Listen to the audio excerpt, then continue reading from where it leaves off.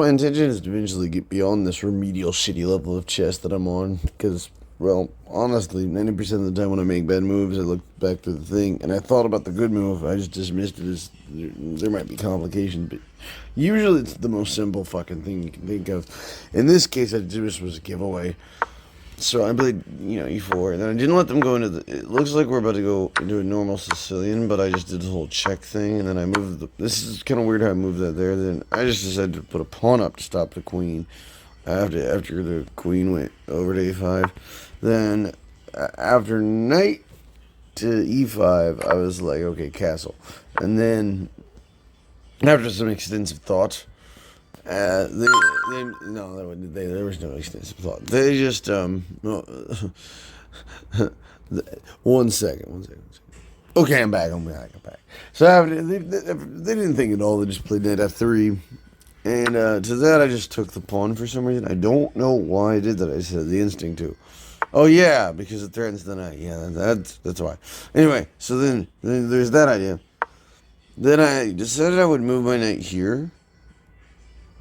If you're wondering why I am not sure myself.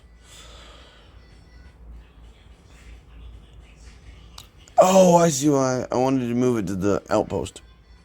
Yeah, that was why. And then they destroyed my outpost hopes. But then I realized, fuck it, they didn't destroy those hopes.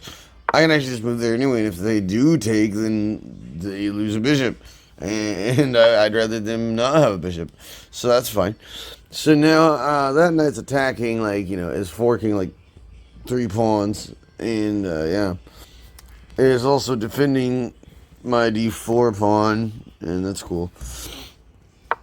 So then I put a knight there.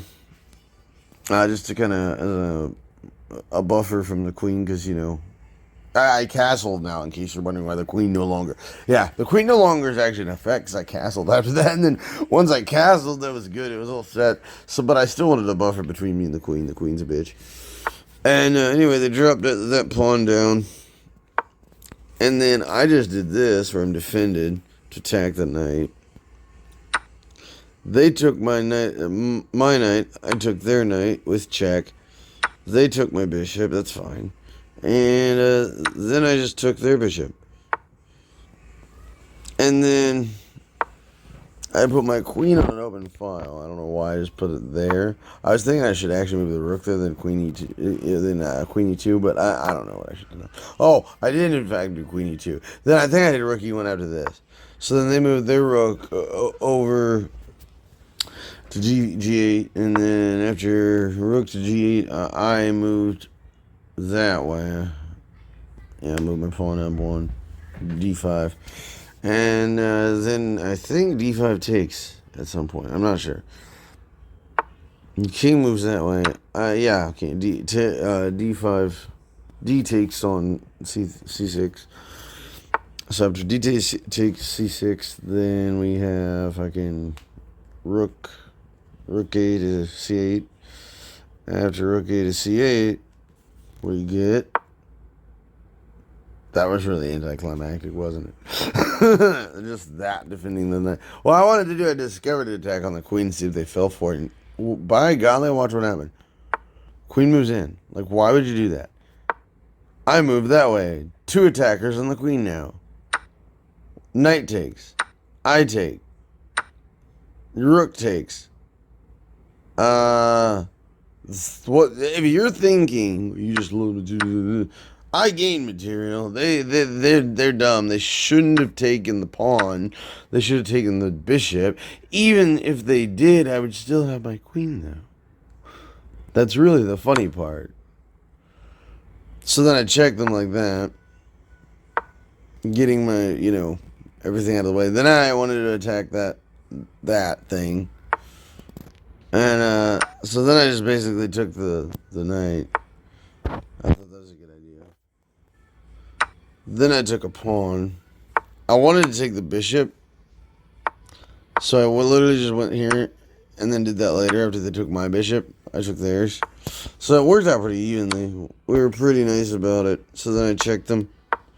Then I moved my queen all the way back down to c3 because I wanted to just kind of put a layer there and maybe walk that pawn up the board. If we look, let me see. I'm not going to the whole square thing, so really, I'm not sure.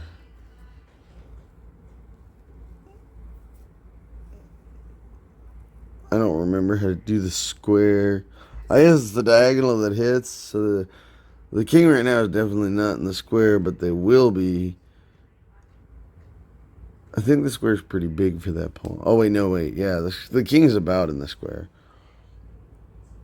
But it's a little blocked, so I probably could have moved that pawn up. But anyway, instead of getting my queen, taking on c5 and getting my queen taken, I decided I wouldn't do that. I would just move that way, let them take, then I take, then they take, and I do this because they're stupid. They move a pawn because they're really stupid. Why would you not move your rook out of the way? That's your last valuable piece. So now I have a rook and a queen versus nothing. So I literally just decided what I would do is I would just go here and just gobble up pawns for a while. Well, not really. I just did this check, and then you see it's checkmate after that. So that was a really short game. It was a really fun one, easy to follow. A lot of giveaways, a really easy game. I ended up, what does it say, 16 up.